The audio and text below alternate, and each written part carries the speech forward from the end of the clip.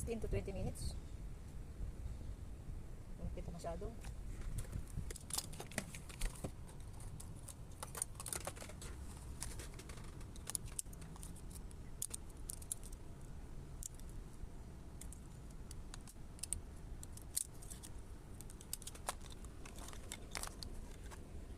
Wala na, masira na tong aking salamin.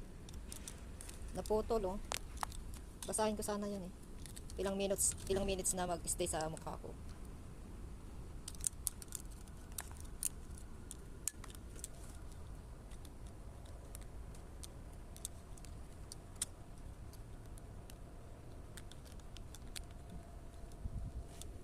Para makita ko.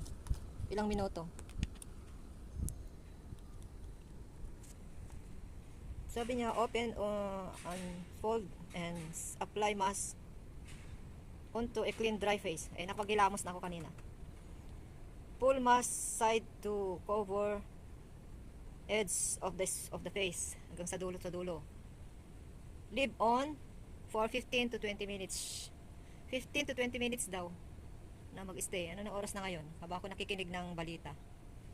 1:15. So, ibig sabihin, parang nag-stay na ako dito ng 3 minutes na siguro. May 3 minutes na siguro. So 30 minutes. 15 to 20 minutes lang. So, matatapos sa ano?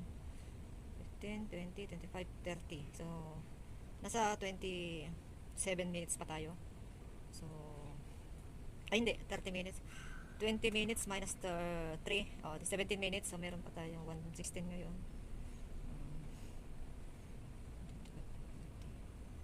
So, matatapos tayo ng 1:30 to 127 minutes. 1:27 kasi 1:15 yun.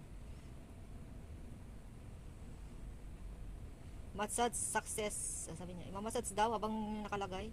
Massage excess serum into skin as needed.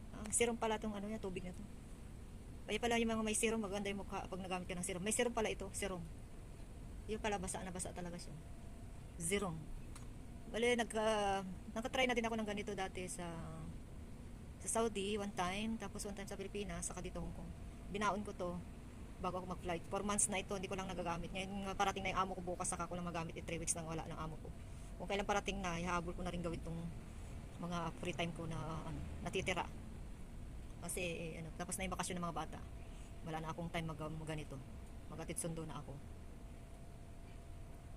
So, habang ako'y nakikinig ng balita, naalala ko pala ngayon. Kasi nilabas ko na kasi nakatago kasi. Kaya hindi ko pala maaalala. Hindi ko maalala kasi nakatago dito. Ay nilabas ko na. Para magamit ko na. Eh baka ma-expert pa. Matagal pa naman expiration nito eh.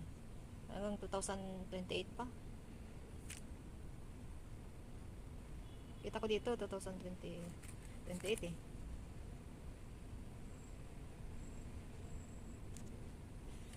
Babay na. Hindi nyo na ako makaintay. Matagal pa. 15 minutes pa. Anong magawa? Wala na amo ko. Hindi na siya darating ngayon Biyernes kasi pauwi na rin siya sa kanila. Eh, hindi ako magluluto ng dinner. Pagluto na ako ng ulam ko. Kanin na lang. Lulutuin ko mamaya. Mag-isa lang ako dito. Naiwan.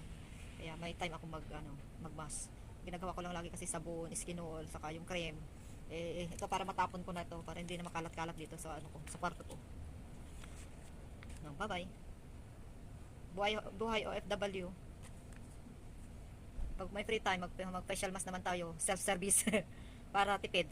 Bili na lang tayo. Marami dyan sa market. Pag may pera ako, bili pa ako ulit. Siguro, gawin natin to regular. Siguro twice a month. Or pag marami kang pera, di ka nagtitipid, may pera ka. Gusto mo ma-maintain yung mukha mo. Ang problema lang kasi may pekas ako. Pinapaputi ko na lang para hindi makita yung pekas ko. So, para makinis din. No, facial mask na lang tayo, sariling sikap. Self-service para kaya naman natin para hindi na tayo magbabayad. Pero maganda rin masaya yung magpapa-facial mask sa labas. Magbayad ka lang. Tapos sige, higa ka lang, ganun. Kaka-relax. Pero tayo nagtitipid, maraming gastusin. Ayun, self-service na lang tayo, guys.